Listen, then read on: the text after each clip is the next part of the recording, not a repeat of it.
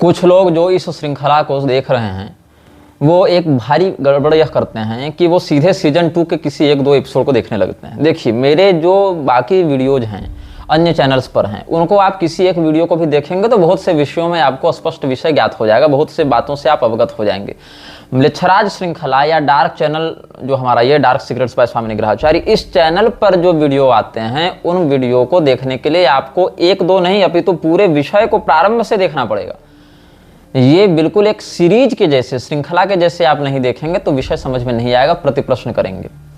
तो मैं आपको यह जातीय जनगणना वाले थंबनेल जो मैं लगा रहा हूँ, लोग कहते हैं इसमें जातीय जनगणना के विषय में क्या बता रहे हैं आप।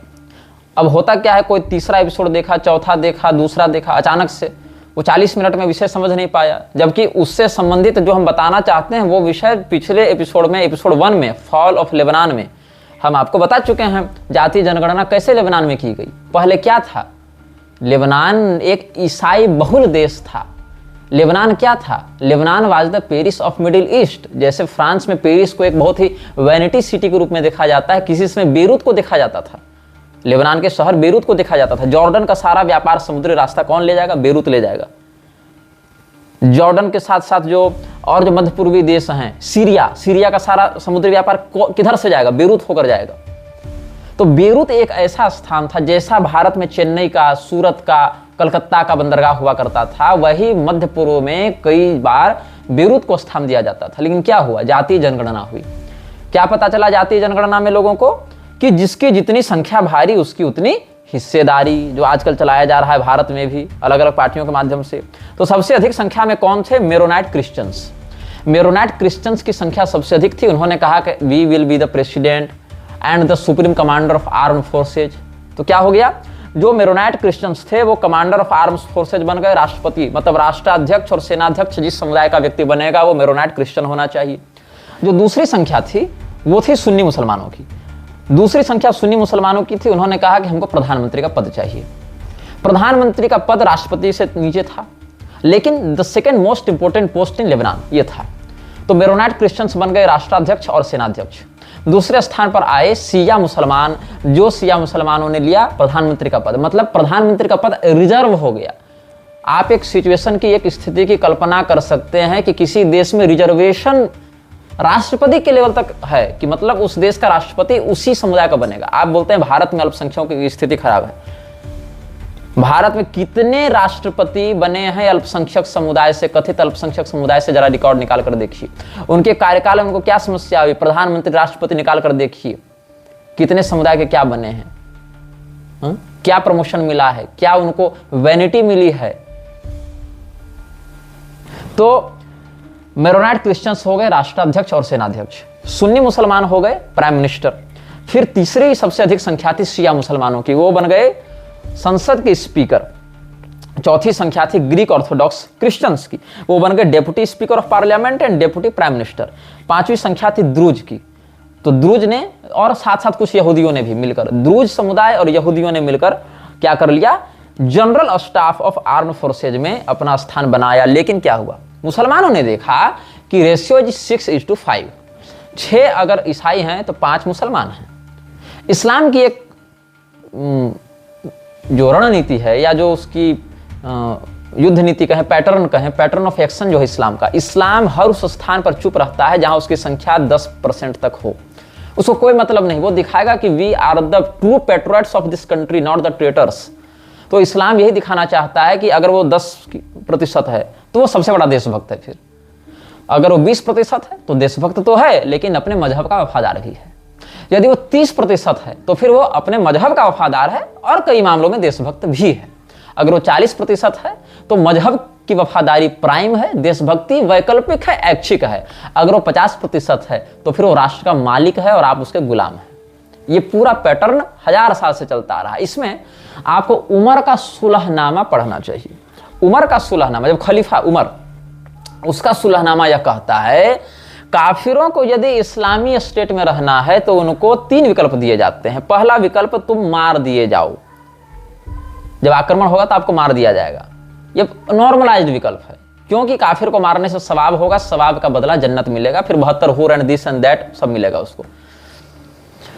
अगर आप बचना चाहते हैं अब ऑब्वियस बात है कि आप मरना नहीं चाहेंगे, आप बचना चाहेंगे, तो बचने के लिए फिर आपके पास दो विकल्प हैं। या तो आप इस्लाम अपना लीजिए, जो कि एक अपेक्षाकृत कम दर्द वाला रास्ता भौतिक दृष्टिकोण से होगा।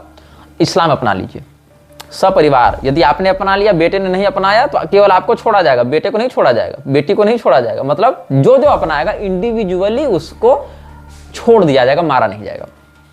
हो सकता है अगर आप अच्छे काबिल योद्धा हो तो आपको ठीक ठाक पद भी दे दिया जाए, इस शर्त के साथ कि आप उस क्रूर अभियान को आगे बढ़ाते रहेंगे बिना किसी गद्दारी के। अथवा यदि आप जिंदा भी रहना चाहते हैं और इस्लाम को अपनाना भी नहीं चाहते हैं, तो एक तीसरा विकल्प है जो कि टेम्पररी आपके रिसोर्सेज का दोहन करेगा, वो है जजिया।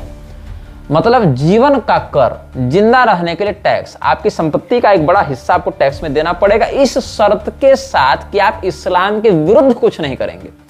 लेकिन यदि आपने इस्लाम के विरुद्ध कुछ किया तो न केवल आपको बल्कि आपके पूरे परिवार को, और कई मामलों में आपके परिवार की कई पीढ़ियों को भीषण दंड दिया जाएगा, ताकि कोई भी व्यक्ति आपके सहयोग में ना आ सके। फॉर एग्जाम्पल, उमर का सुलहनामा यदि हम आपके मोहल्ले में अप्लाई करते हैं तो क्या होगा? ऑन द प्रायर बेसिस पहले आक्रमण होगा, अटैक हुआ, अटैक होने के बाद आप हार गए, क्योंकि लड़ने की प्रवृत्ति आपकी थी नहीं, आप हार चुके हैं। हारने के बाद जो जीवित बचे, जो मर गए वो तो अलग बात है, जो जीवित बचे उनके पास दो विकल्प, कन्वर्ट इनटू इस्लाम और जस्ट पे द जजिया। अब आप जजिया चुका रहे हैं, जजिया चुकाते हुए आपको लग रहा है कि हमने बहुत बड़ी बाजी मार ली, पैसा ही तो जा रहा है, धर्म तो बचा हुआ है, तो हम जीत गए। हालांकि आप जीते नहीं हैं। अब यदि अगला आपकी बहू बेटी उठाकर ले जा रहा है, आप विरोध नहीं कर सकते हैं, क्योंकि वो उसका हक है। मतलब वो आपके परिवार के साथ बलात्कार करना अपना हक मानते हैं, वो हक उनको अल्लाह ने दिया है बाकायदा डाउनलोड करके आकाशीय किताब से। तो अगर आप उनके हक के आड़े आते हैं, तो आपके हक को अगर कोई छीनेगा तो आप तो लड़ेंगे ना, तो अगला अगर आपको मारेगा तो क्या बुरा है। दूसरी बात, आप जाएंगे कोर्ट में, शरिया कोर्ट, काजी के पास जाएंगे। अब काजी के पास इन केस आप कल्पना कीजिए आपकी बेटी का बलात्कार हुआ, अब पहुंचे आप अदालत कि हमारे साथ अन्याय हुआ है, तो बलात्कार करने से पहले लोग क्या करते हैं, उसको यह कहते हैं अगर तुम कलमा पढ़ लो तो हम तुम्हारे साथ कुछ नहीं करेंगे। अब वो बेचारी कलमा पढ़ चुकी है, मतलब इस्लाम पर ईमान ला चुकी है, तब बलात्कार करेंगे। कई मामलों में ऐसा होता है। हालांकि कलमा पढ़ने के बाद बलात्कार करना निषिद्ध है कुरान में भी, लेकिन फिर भी वो अपने घर के लोगों को नहीं छोड़ रहे, तो आपको क्या छोड़ेंगे, कर दिया। अब यदि, या फिर कई मामलों में बलात्कार करवाने के बाद कलमा पढ़वा दिया जबरदस्ती, जान की धमकी देकर। अब क्या होगा, दो सिचुएशन, बहुत ध्यान से सुनिएगा। किसी भी महिला के साथ बलात्कार हुआ है कि नहीं हुआ है, इसकी गवाही वो महिला खुद नहीं दे सकती है। मतलब आपके घर की महिलाएं अदालत में, शरिया अदालत में ये नहीं कह सकती कि मेरे साथ बलात्कार हुआ है, उसको प्रमाण ही नहीं माना जाएगा। प्रमाण प्रत्यक्षदर्शी को माना जाएगा। क्यों? इसके पीछे लॉजिक दिया जाता है, तो कोई भी महिला किसी पर आरोप लगा दे कि मेरा बलात्कार किया, तो क्या सबको फांसी दे दें? तो इसीलिए पीड़ित का बयान प्रमाण नहीं माना जाएगा। ओके, लॉजिकल बात समझ में आ सकती है कि चलो हर व्यक्ति किसी को फंसाने के लिए ऐसा कह सकता है कि इसने मेरा रेप कर दिया, तो प्रमाण के प्रत्यक्षदर्शियों का बयान चाहिए। प्रत्यक्षदर्शियों के बयान के लिए क्या चाहिए? मुसलमानों का ही बयान। मतलब अगर 100 हिंदू हैं तो उनका बयान 0, एक मुसलमान उसका बयान मायने रखेगा, but not sufficient to give the verdict. तो उसके लिए कितने मुसलमान लगेंगे? बोले 4। मतलब कि अगर एक स्थान पर किसी महिला का सामूहिक बलात्कार, एक स्थान पर 1000 हिंदुओं के बीच में 10 मुसलमान कर रहे हैं, और वो महिला शरिया अदालत जाकर कहती है कि मेरा बलात्कार हुआ है, नो, ये एविडेंस मान्य नहीं होगा। एविडेंस क्या मान्य होगा? गवाह। 1000 हिंदू कह रहे हैं बलात्कार हुआ है, लेकिन नहीं, तुम हिंदू हो इसीलिए तुम बेईमान हो। एक शब्द आप बड़ा सुनते हैं, बेईमान, और बेईमान की बात का भरोसा नहीं होता है। अरे तुम तो बेईमान है जी, तुम्हारी बात कौन मानेगा? तो बेईमान क्या है?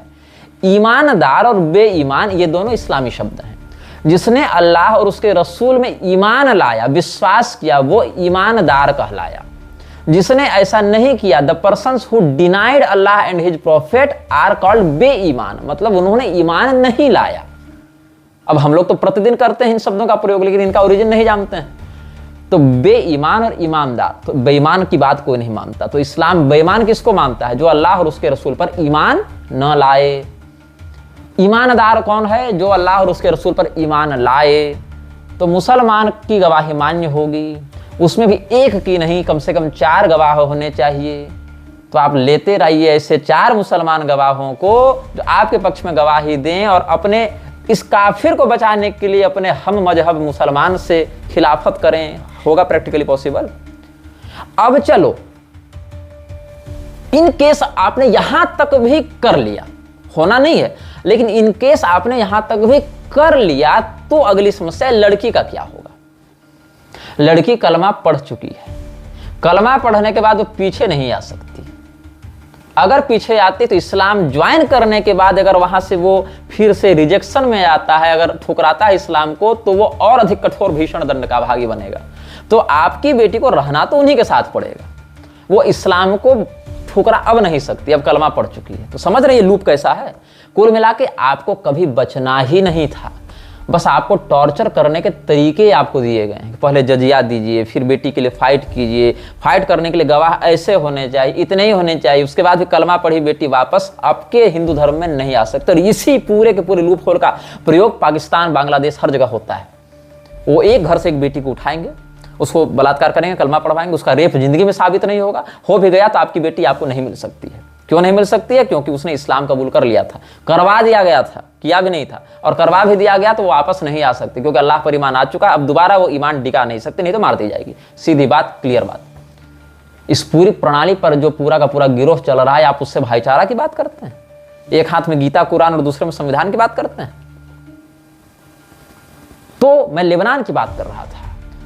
क्या हुआ? मुसलमानों ने देखा कि ईसाइयों की अपेक्षा हम 5 हैं, ईसाई 6 हम 5, मतलब 6:5 का रेशियो चल रहा है। अब ईसाइयों के बराबरी करने के लिए हमको क्या करना पड़ेगा? अपनी संख्या बढ़ानी पड़ेगी।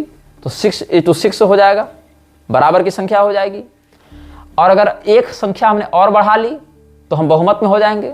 और बहुमत का व्यक्ति क्या बनता है? राष्ट्राध्यक्ष और सेनाध्यक्ष। तो सीधे आर्म्स कमांड, आर्मी का कमांड मेरे हाथ में, और जिसके हाथ में सेना उसके हाथ में ताकत है, ताकतवर व्यक्ति राज करता है। तो जब तक लेबनान में जाति जनगणना नहीं हुई थी तब तक सब ठीक ही चल रहा था, अपेक्षाकृत। व्यापार चरम पर था, उनके देश की सांस्कृतिक अवधारणाएं भी विकसित हो रही थी। यहां शिया और सुन्नी आपस में लड़े नहीं, वो दोनों एकजुट हुए। एकजुट होने के बाद ईसाइयों के विरुद्ध उन्होंने विद्रोह किया। क्या कह के कि हमारी संख्या अधिक है तुमसे, तो तुम कैसे प्राइम लोकेशन, प्राइम पोजीशंस पर रह सकते हो? अच्छा, कैसे तुम्हारी संख्या बारी? तुम तो 5 हो, हम 6 हैं, 6:5 का रेशियो है। बोले नहीं, हम तो 7 हैं, तुम 6 हो। तुम्हारे 6 होने में हमको समस्या नहीं है, तुम जो करो कि हम 5 हैं ना, हम 5 नहीं, हम 7 हैं। बोले कैसे? दोबारा जनगणना करो। दोबारा जनगणना की गई। 3 लोगों ने क्या किया? फलस्तीन से और इजराइल से जो संघर्ष चल रहा था, फिलिस्तीनी शरणार्थियों को अपने यहां घुसाना प्रारंभ किया, उनको भी ऑडिट में चढ़ा दिया। फिलिस्तीन वाले बोले हम काहे जाएंगे, हमको तो वहां जाने पर मारेगा ना, हम तो इसी देश के नागरिक हैं भैया, तो हमको शरण दे दो। शरण दे दी गई। अब शरण यहां रखेंगे तो खाएंगे तो यहीं, वोट तो यहीं डालेंगे। वोट डालने कहां जाएंगे? वापस फिलिस्तीन। वोट यहीं डालेंगे। हम हो गए 7, अब 7 हो गए तो हम हो गए आर्म्ड कमांडर। तो आर्म फोर्सेज के कमांडर बन गए तो तुमको फिर राज करने देंगे। हो गया गृह युद्ध। 15 साल में 1.5 लाख लोग मरे, हर साल 10,000 लोग मरे गृह युद्ध के कारण। और आज हालत क्या है बेरूत की? Beirut was once the Paris of Middle East, now it's a श्मशान। पूरा का पूरा बेरूत केवल बम ब्लास्ट से आतंकित रहता है। अब वहां शिया सुन्नी के झगड़े चल रहे हैं, क्योंकि अब लड़ने के लिए बाकी तो बचे नहीं। ईरान पाकिस्तान हो गया हो, दोनों मुसलमान हैं लेकिन लड़ेंगे आपस में, क्योंकि जहां पर दूसरे लड़ने के लिए मिलते हैं वहां दूसरों से लड़ेंगे, दूसरे नहीं मिलेंगे तो खुद से लड़ेंगे। इसलिए प्रभुपाद ने जो मूर्खता करी थी ना लॉस एंजलिस में 1969 में जाके, कि ब्राह्मणों की घृणा ने पाकिस्तान को जन्म दिया, उस मूर्ख को बेसिक नॉलेज जियो पॉलिटिक्स की नहीं थी, या थी भी तो हिंदुओं को मूर्ख बनाने के लिए वो केवल अपना महिमामंडन, हिंदुओं का जो ब्रेनवाश करता रहा। और इस प्रकार से पैगंबर को सच्चा वैष्णवाचार्य बताया है इस्कॉन के संस्थापक ने। पैगंबर को सच्चा वैष्णवाचार्य बताया है और कहा कि पाकिस्तान के निर्माण के पीछे इस्लाम की क्रूरता नहीं, इस्लाम के प्रति ब्राह्मणों की घृणा थी। तो बताओ, वही ब्राह्मणों की घृणा अभी इस्कॉन को पिटवा रही है क्या बांग्लादेश में? और चिन्मय दास के पीछे हिंदू लहालोट हो रहा है कि हिंदुओं पर अत्याचार हो रहा है। यही चिन्मय दास जैसे इस्कॉन ही कल तक मुसलमानों का भंडारा करवा रहे थे और हिंदू देवी देवताओं को गाली दे रहे थे, स्मारकों को गाली दे रहे थे, मायावादी बोलकर उनका अपमान कर रहे थे। ये वास्तविकता है, ये नंगा सत्य है उन एजेंसियों का, उन एनजीओ का जिनको तुम हिंदू मानते हो, जो हिंदू हैं नहीं। केवल मार खाते हैं जब जहां पर इस्लाम के आतंक से पीड़ित होते हैं तो कहते हैं हम हिंदू हैं, हम पर अत्याचार हो रहा है, और शांति के समय उन्हीं मुसलमानों को भंडारा करवा के हिंदुओं को फिर गाली देते हैं। अस्तु, आगे हम बात कर रहे थे आपको क्या हुआ। अगर आपसे आज पूछा जाए कि पूरे भारत में ऑथेंटिक डाटा पूछा जाए, कितने क्षत्रिय हैं, कितने ब्राह्मण हैं, कितने वैश्य हैं, कितने शूद्र हैं, उनमें उपजातियां कितनी हैं, उन उपजातियों के कितने सदस्य हैं। ब्राह्मण हैं तो मैथिल ब्राह्मण कितने हैं, शाकतद्वीपी कितने हैं, गौड़ कितने हैं, सारस्वत कितने हैं, कानकुब्ज कितने हैं, स्वरूपारण कितने हैं। तो इसका अगर आपको मैं बायोडाटा मांगूं तो क्या आप बायोडाटा दे पाएंगे? जो ब्राह्मण महासभा चला रहे हैं क्या वो दे पाएंगे? क्षत्रिय महासभा चला रहे हैं वो दे पाएंगे? जो दलित वामपंथी संगठन चला रहे हैं उनके पास कोई इसका आधिकारिक आंकड़ा है? ऑन द गवर्नमेंटल बेसिस आप बता दें इसका कोई आंकड़ा है आपके पास? नहीं। तो क्या करना पड़ेगा इसके लिए? बिल्कुल सही, जातीय जनगणना करनी पड़ेगी कि हमारे पास कितनी जातियां उपलब्ध हैं और कितनी जातियों में कितने अधिक सदस्य उपलब्ध हैं। लेकिन इस जातीय जनगणना का प्रयोग क्या किया जाएगा? आपने इतना बड़ा इन्वेस्टमेंट करके, इतना मैन पावर लगा के, इतने कर्मचारियों को दिन रात लगा के, कई वर्षों की मेहनत से इतना बड़ा डाटाबेस तैयार किया। हालांकि इस डाटाबेस के तैयार करने में हजारों लोग नए पैदा भी हो जाएंगे, मर भी जाएंगे, लेकिन ऑन एन एवरेज आपने एक डाटाबेस तैयार कर लिया। फिर क्या होगा? फिर मैं आपको बताता हूं, यहां पर स्थान आता है प्रोजेक्ट जोशुआ। जिन लोगों को प्रोजेक्ट जोशुआ के बारे में नहीं पता है वो गूगल में सर्च करें प्रोजेक्ट जोशुआ क्या है। प्रोजेक्ट जोशुआ एक जो यूनिकॉर्न प्रोजेक्ट है क्रिश्चियन मिशनरीज का। पूरे विश्व में प्रत्येक देश में, प्रत्येक समुदाय में कितने सदस्य हैं उसका बायोडाटा है प्रोजेक्ट जोशुआ। प्रोजेक्ट जोशुआ क्या करता है? ये रिकॉर्ड बताता है कि हम अभी तक पूरे विश्व को कितना ईसाई बना पाए हैं। प्रोजेक्ट जोशुआ क्या बताता है? दोनों तरफ से आक्रमण चल रहा है। इस्लाम गजवा ए हिंद पर, दारुल हरब पर चल रहा है। मतलब इस्लाम के अतिरिक्त पूरे विश्व में कोई भी फिरका नहीं, कोई भी मजहब नहीं रहेगा। Islam should be the one and only religion in this world, इसके अलावा कोई नहीं। तो उधर से वो अपना गजवाए हिंद करते हुए आ रहे हैं, दूसरी ओर से प्रोजेक्ट जोशुआ ईसाई चला रहे हैं। प्रोजेक्ट जोशुआ आपको अपडेट देता है इस बात की कि अभी तक हमने विश्व को कितना अधिक ईसाई बनाया है।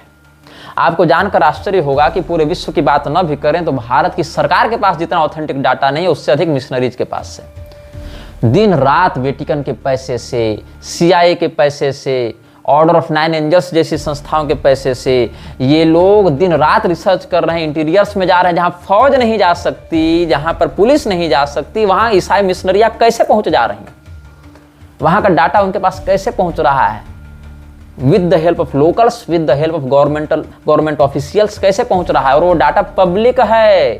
आंखें खोलो, ये जो दिन भर मोबाइल में रील देखते रहते हो ना, उससे बढ़ो, इंटरनेट का भी कुछ सदुपयोग करना सीखो। प्रोजेक्ट जोशुआ सर्च करना, अभी वीडियो को रोक कर भी कर सकते हो, नहीं तो वीडियो के बाद कर सकते हो। आपको एक एक जाति का, जैसे मैं शाकतद्वीपीय ब्राह्मण हूं, आप सर्च करें भारत में कितने शाकतद्वीपीय ब्राह्मण हैं और उसमें कितने अभी तक ईसाई कन्वर्जन हो चुका है।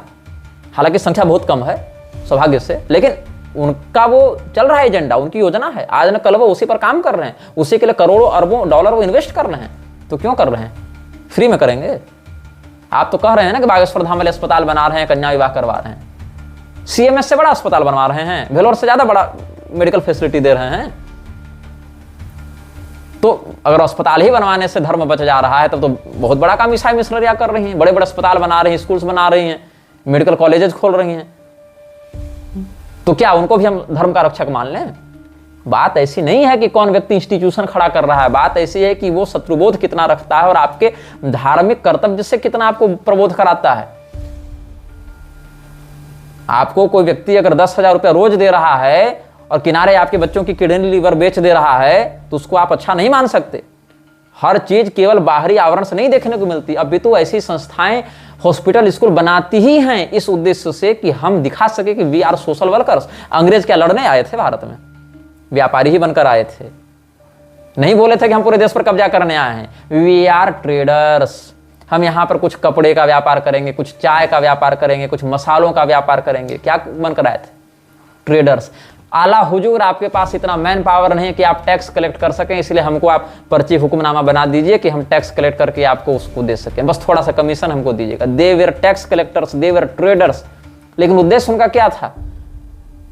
उद्देश्य क्या हुआ उनका? इस देश में क्या परिणाम देखने को मिला? तो इसको समझना सीखो। कोई व्यक्ति आपको आकर सामने नहीं कहेगा कि हम तुमको गुलाम बनाने, तुमको नष्ट करने आए हैं। वो कहेगा हम आपको शिक्षित करने आए हैं, विकसित करने आए हैं। इसी से वो घुसपैठ करेगा उस सिस्टम में। नॉर्थ ईस्ट का हाल अभी क्या है? झारखंड का हाल क्या है? बांग्लादेश के माध्यम से घुस रहे हैं मुसलमान, बंगाल होते झारखंड में। आदिवासी महिलाओं से विवाह कर रहे हैं, वनवासी महिलाओं से विवाह कर रहे हैं। आज हालत क्या है?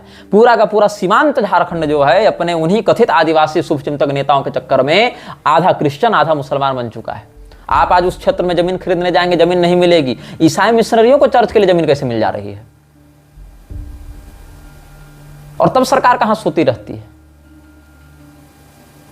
मुसलमान बांग्लादेशी आकर कैसे झारखंड में वहां के वनवासी महिलाओं से शेड्यूल कास्ट और शेड्यूल ट्राइब से विवाह कर ले रहा है, उसकी जमीन पर कब्जा कर ले रहा है। और उस जमीन पर जब उसी गांव के लोग कब्जा करने जाते हैं, अपना हक बताते हुए, तो उनको मारपीट की जाती है, लेकिन सरकार कोई कार्रवाई नहीं करती है। भारत कितने बड़े दलदल में फंस चुका है अपने नेताओं की अदूरदर्शिता और काल्पनिक महिमा मंडन के कारण। इसको आप समझ नहीं पा रहे हैं अभी। आपको लगता है कि मोदी जी सब कर देंगे, अमित शाह सब कर देंगे, योगी जी सब कर देंगे। निग्रहाचार्य को रणनीति की समझ नहीं है, कूटनीति और जियोपॉलिटिक्स की समझ नहीं है। चिकन नेक का आप देखिए रिकॉर्ड निकालकर, चीन ने क्या किया है। चीन ने नेपाल को, अच्छा देखिए, जब भारत में कांग्रेस की सरकार थी, एक वीडियो हमने ट्विटर पर डाला था यूएन कॉन्फ्रेंस का, अलग अलग समय में यूएन कॉन्फ्रेंस का एक वीडियो था। यूएन असेंबली में 3 काउंसलर्स बैठे हुए थे, कई बार 1 था, कई बार 2 था, कई बार 3 था, लेकिन 3 की वो बेंच थी। अलग अलग टाइम का है जब अलग अलग नेता गए। जब भारत का प्रधानमंत्री गया, जिसमें नरेंद्र मोदी की सरकार थी, अभी भी है, लेकिन जिस सेशन में नरेंद्र मोदी प्रधानमंत्री था भारत का प्रधानमंत्री बनकर नरेंद्र मोदी गया, उसने क्या किया? सर झुकाया उन काउंसलर्स के सामने। वो वीडियो है, मैंने ट्विटर पर डाला था। जब नरेंद्र मोदी क्या है भैया? पापा वार रुकवादी वाला हस्ती, विश्व गुरु, पूरी दुनिया भारत के अनुसार चल रही है। रूस यूक्रेन का वार रुकवा दिया पापा। तो पापा जी गए, काउंसलर्स को प्रणाम किया, अपना भाषण दिया, खड़ा होकर आ गया। पाकिस्तान का प्रधानमंत्री गया, वो प्रणाम नहीं किया काउंसलर्स को। आप समझ सकते हैं कि जो नाक तक कर्जे में डूबा है देश। अच्छा, बात क्या है ना, Pakistan is not a country which has terrorism. Terrorists have snatched a country named Pakistan, and they are making sure that every single child of Pakistan is raised with absolute hatred towards India and its civilians. ये हाल है। पाकिस्तान एक ऐसा देश नहीं जहां आतंकवाद है, आतंकवादियों के पास एक देश है जिसका नाम पाकिस्तान है। इस पर एक मीम बहुत पहले चला था, every country has an army but Pakistani army has a country. यह कहा जाता था कि हर एक देश के पास एक सेना होती है, लेकिन पाकिस्तानी फौज एक ऐसी फौज है जिसके पास खुद का देश है, यह कहा जाता था। मिडिल ईस्ट को उलझाए रखने के लिए जो केंद्र है वो है लेबनान, सीरिया, काफी हद तक इराक भी। साउथ एशिया को उथल पुथल में बनाए रखने के लिए प्राइम लोकेशन है पाकिस्तान। पाकिस्तान के पास खुद का कोई ठोस इकोनॉमिक मॉडल नहीं है। पाकिस्तान का पूरा इकोनॉमिक मॉडल कर्जे पर आधारित है, और उस कर्जे को एक इकोनॉमिक मॉडल के रूप में जब वो दिखाते हैं, थोड़ी बहुत इंडस्ट्रीज, थोड़ी बहुत बिजनेसेस, थोड़े बहुत प्रोडक्टिविटी, ये सब दिखाते हैं ताकि ये एक प्रेजेंटेशन दे सकें कि we are a country and running our country in despair, ये दिखाना चाहते हैं वो। तो जो देश का उद्भव ही हिंसा के कारण हुआ है, जिस देश की रोटी ही हिंसा को बढ़ावा देकर चल रही है, आप कैसे उम्मीद कर सकते हैं कि हम पाकिस्तान के साथ शांति वार्ता करके, बातचीत करके समझौता कर लेंगे? क्योंकि जिस दिन वो शांति वार्ता पर सहमत हो जाएगा, उस दिन उसको फंडिंग मिलनी बंद हो जाएगी। इंटरनेशनल ऑर्गेनाइजेशंस पाकिस्तान को टेरर फंड करती हैं, टेरर फंडिंग रुक जाएगी तो रोटी क्या खाएगा? इसीलिए उसको रोटी खाते रहने के लिए आवश्यक है कि वो गोलियां बरसाता रहे भारत पर, भारत को आतंकित किया रहे, from the western frontier and from the northern frontier in alienation with China. तो अलाइनमेंट जो की है उसने चीन के साथ, उसी में अब नेपाल भी घुसा है। तो मैं आपको यूएन के विषय में क्यों बता रहा था, बांग्लादेश की प्रधानमंत्री शेख हसीना भी गई थी, वो भी काउंसलर्स को प्रणाम करती है। और आपको पता है एक व्यक्ति जो बैठकर भाषण देता है और जिसके आने पर काउंसलर स्वयं उठकर खड़ा हुए, वो कौन हो सकते हैं? नेपाल के राजा महेंद्र। उनका वीडियो मैंने सार्वजनिक किया था। भारत का प्रधानमंत्री जाता है, काउंसलर्स को प्रणाम करता है, कोई प्रणाम किया या नहीं किया, लेकिन जब राजा जाता है, नेपाल जैसे एक ऐसे देश का राजा जो भौगोलिक दृष्टिकोण से बहुत बड़ा नहीं है, जिसकी आर्मी बहुत बड़ी नहीं है, जहां कोई विशेष टेक्निकल एडवांसमेंट भी नहीं है, लेकिन हैसियत होती है। कब था ये नेपाल? जब वहां राजतंत्र था। कांग्रेस सरकार के समय राव ने नेपाल में एक गृह युद्ध करवाकर नेपाल के राजतंत्र को समाप्त कर दिया। नेपाल का राजतंत्र समाप्त हो गया। दुष्परिणाम क्या हुआ? चीन ने तुरंत वहां पर माओवादी सरकार का गठन करवाया और आज नेपाल की स्थिति देख लो कि वहां इतना विद्रोह हो रहा है, इतनी अव्यवस्था हो चुकी है कि लोग उस शासन से त्रस्त होकर पुनः राजतंत्र की मांग कर रहे हैं। They were in much better condition in monarchy।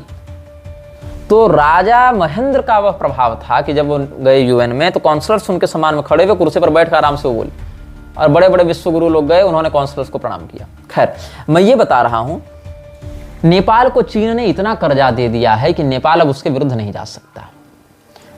Nepal का भारत तक से सीमा विवाद चल रहा है। आप सोच सकते हैं कि भारत का जो इंटरनेशनल डिप्लोमेट रिलेशन है वो कितना कचड़ा हो रहा है।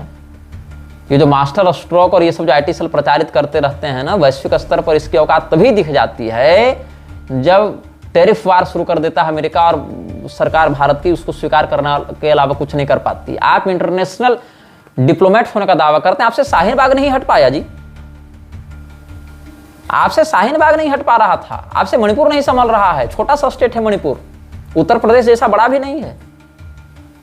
आप वहां पर आर्म फोर्सेज का डिप्लॉयमेंट नहीं कर पा रहे हैं ठीक से, प्रभावी रूप से। आपको नेपाल तक धमकी दे रहा है। आप पाकिस्तान से क्या लड़ेंगे? न्यूक्लियर कंट्री से पॉलिटिकली तो आप नहीं लड़ सकते। हाँ, भारत की आर्म फोर्सेज में क्षमता है कि पाकिस्तान को मिटा दे, लेकिन राजनीति ऐसा करने दे तब ना। राजनीति तो वो गंदी चीज हो गई है कि सेना से क्षमा मंगवाई जा रही है और मोदी उसको अपनी उपलब्धि बता रहा है कि जो कभी नहीं हुआ, मेरे शासनकाल में हमने आर्मी से, सेना से माफी मंगवाई कि उसने वहां नौजवानों पर गोली क्यों चलाई थी। ये NDTV पर चला था ना, जहां आर्मी माफी मांग रही है और इसको वहां की सरकार ग्लोरीफाई कर रही है। आप उन आर्मी वालों की क्या छवि बनवा रहे हैं? आज आप कहते हैं फौज का सम्मान करना चाहिए, फौज का सम्मान आप कभी नहीं किए हैं। तो क्या हुआ? चीन ने नेपाल को पूरे कब्जे में कर रखा है, इकोनॉमिकली भी और डिप्लोमेसी के दृष्टिकोण से भी। कहें पाकिस्तान को वो अपना कॉरिडोर बनवाने दे ही रहा है, तो उधर से पाकिस्तान को भी इकोनॉमिकली फंड कर रहा है, हथियार से सपोर्ट कर ही रहा है। आप पूर्व दिशा की ओर बढ़ें, नागालैंड, मणिपुर, मिजोरम, आप नक्शे में देखें, ऊपर नागालैंड, नीचे मणिपुर, फिर मिजोरम। मिजोरम और नागालैंड ने कई बार अपने आप को एक स्वतंत्र देश के रूप में प्रेजेंट करने का प्रयास किया है। जो मिजो अलगाववादी नेता हुए और नागालैंड के जो नागा वॉरियर्स हुए, उन लोगों ने कई बार स्वयं को भारत से अलग करने का प्रयास किया है। कई बार वो भारत सरकार के केंद्रीय आदेशों को भी इग्नोर कर देते हैं। उनका निकटवर्ती संबंध रोहिंग्या मुसलमानों से है, निकटवर्ती संबंध उनका चाइनीज जासूसों से है। नागालैंड और मिजोरम आपके हाथ से निकल ही चुका है लगभग। वहां 0 पॉपुलेशन है हिंदुओं की, लगभग मान लें, इक्का दुक्का छोड़ दें ट्रेडर्स को लेते हुए, लेकिन वहां जो लोकल पॉपुलेशन है वो लगभग 100% क्रिश्चियंस हैं। मणिपुर में अभी उतनी स्थिति बिगड़ी नहीं है, इसीलिए उसको गृह युद्ध में ढकेला जा रहा है। अगर मणिपुर टूटा तो एक साथ 3 स्टेट आप लूज कर रहे हैं अपने ईस्टर्न बॉर्डर के, नागालैंड, मणिपुर, मिजोरम। फिर बांग्लादेश और मिजोरम मिलकर अटैक किस पर करेंगे? त्रिपुरा पर। उधर अरुणाचल के ऊपर चीन नजर गड़ाए हुए है, और इतना भी जब आप अगर संभालने इधर से भेजेंगे ना, सीधा वार होगा। चीन करेगा नेपाल के माध्यम से 15 किलोमीटर इधर घुसपैठ, उधर बांग्लादेश के माध्यम से 15 किलोमीटर, 26 किलोमीटर सिलीगुड़ी चिकन्नेक कट गया। सिलीगुड़ी चिकन्नेक जहां 26 किलोमीटर आउट ऑफ नेटवर्क गया, वहां पर आप पूरा का पूरा 7 सिस्टर्स खो देंगे, पूरा नॉर्थ ईस्ट समाप्त आपके नियंत्रण से। अब आप कहेंगे कि फौज वहां पर जाएगी। फौज को सबसे बेसिक जो काम आता है वहां का लोकल सपोर्ट काम आता है। आपको क्या लगता है कि सिलीगुड़ी में जितने अवैध बांग्लादेशी रह रहे हैं वो फौज का समर्थन करेंगे कि बांग्लादेश का समर्थन करेंगे? सिलीगुड़ी जैसे डेंस पॉपुलेटेड मुसलमान एरिया में आप आर्मी डिप्लॉय कर देंगे? आप तो वैक्सीन नहीं लगवा पाए मुसलमानों के इलाके में घुसकर आप जंग कर लेंगे? वहां के लोकल इंटेलिजेंस से ज्यादा आपका इंटेलिजेंस काम कर रहा है, और अगर ज्यादा ही काम कर रहा है तो आप उसका प्रभावी दमन क्यों नहीं कर रहे हैं? इंटेलिजेंस भी तो पॉलिटिशियंस के ही कहने पर चलेगा ना। कोई भी इंटेलिजेंस ऑफिसर खुद जाकर ऑपरेशन कर रहा है क्या? उसको भी तो रक्षा मंत्रालय, गृह मंत्रालय से अनुमति लेनी पड़ेगी। वो पॉलिटिशियन करने देगा? है उसका जिगर इतना करवाने का? तो अभी तक क्या है, साउथ एशिया में एक भी मिशनरी स्टेट नहीं है। साउथ एशिया में एक भी ईसाई देश नहीं है। या तो इस्लामिक कंट्रीज हैं जैसे कि बांग्लादेश, जैसे कि पाकिस्तान, अफगानिस्तान, या बौद्ध कंट्रीज हैं जैसे कि तिब्बत, जैसे कि काफ़ी हद तक श्रीलंका, जैसे कि उधर आप ये मान लें म्यांमार, ऊपर थोड़ा बढ़ लें कंबोडिया, या उसके ऊपर बढ़े हांगकांग, थाईलैंड, ताइवान इत्यादि बढ़ेंगे तो काफ़ी हद तक बौद्ध बहुल क्षेत्र है। ईसाई देश एक भी नहीं है दक्षिण एशिया में। या फिर भारत जैसे हिंदू बहुल देश जिनको खुद को हिंदू राष्ट्र कहने में शर्म आती है, वो स्वयं को सेकुलर कहना ज़्यादा पसंद करते हैं। नेपाल जैसे देश जो भूतपूर्व हिंदू राष्ट्र हैं और हिंदू राष्ट्र की घोषणा करवाने के लिए तड़प रहे हैं। खैर, लेकिन कुछ भी हो, अभी तक एक भी ईसाई देश भारत में नहीं है, वह भारत के आसपास नहीं है, ऑफिशियली नहीं है। अब यदि मणिपुर टूटता है, नागालैंड और मिजोरम पहले से लगभग 100% ईसाई बन चुके हैं और कई बार भारत से स्वयं को अलग करने की घोषणा करते रहते हैं। अगर मणिपुर को नागालैंड और मिजोरम के प्रेशर से अलग कर भी दिया जाता है, जिसमें काफी हद तक सोशली सफल हो चुके हैं आपकी, all thanks to your good diplomacy, कि ये अब उस स्थिति में पहुंच गए हैं कि ये आपको आंख दिखा सकते हैं और प्रधानमंत्री का इतना बड़ा व्यक्तित्व हो गया है कि एक ढंग का ट्वीट नहीं करने की औकात है प्रधानमंत्री की मणिपुर टॉपिक पर। This video may get deleted soon. Please download using third-party apps. You may also re-upload this video on your channels. Thank you.